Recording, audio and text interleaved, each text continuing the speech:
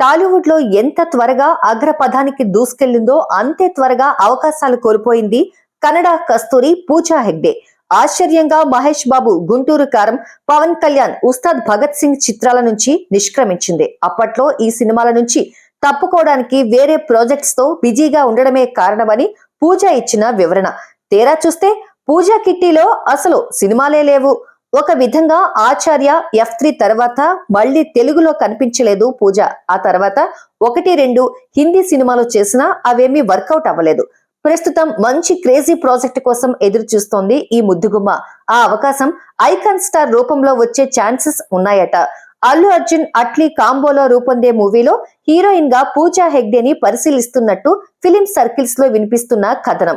ఇప్పటికే బన్నీతో డీజే, అలవైకుంఠపురంలో వంటి hit movies లో నటించింది పూజా హెగ్డే. వీరిద్దరి on screen chemistry, dancing coordination కి మంచి పేరొచ్చింది. మరోవైపు పూజా హెగ్డే బాలీవుడ్ లోనూ బాగా పాపులర్ అయిన పేరు. ఈ నేపథ్యంలోనే పాన్ ఇండియా లెవెల్లో రూపొందే అల్లు అర్జున్ అట్లీ మూవీకి పూజా పేరును పరిశీలిస్తున్నారట.